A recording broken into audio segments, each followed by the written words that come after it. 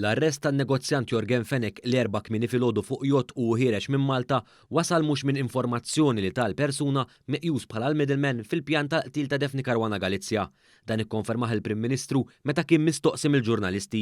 Are we to understand that the police arrest yesterday was not based on any information that the middleman gave, given that he has not yet been issued a presidential pardon? Yes. Dr. Muscat saħaq lil maħfra presidenzjali li hu kommetta ruħu li jirrakkomanda għadha ma natax anke kif dak meqjus bħala l-middleman fil-pjan tad-delitt għadu ma tax l-informazzjoni sħiħa. Right now, the person who has offered to give information has not given the full information yet.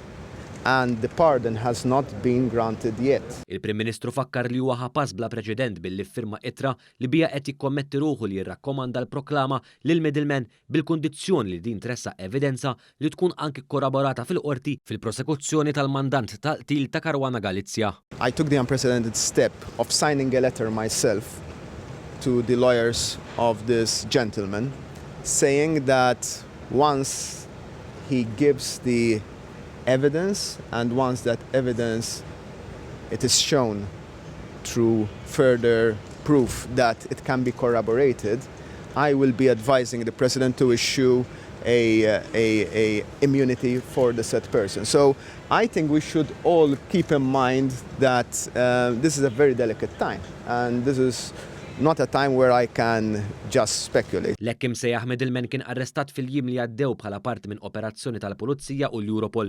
Il-persuna allegatament kienet involuta f'ċirku ta' ħasil ta' flus. Tul l-interrogazzjoni ta' din il-persuna intwerit l-intenzjoni li din tikkollabora mal-Pulizija u semma li l-persuna għandha evidenza brabta ma' qtil ta' Caruana Galizia. Intant matul il-jum issoktaw l-investigazzjonijiet tal-Pulizija anki mal-persuna li mifhuma qed tgħin lill-Pulizija biex tasal għal-mandant.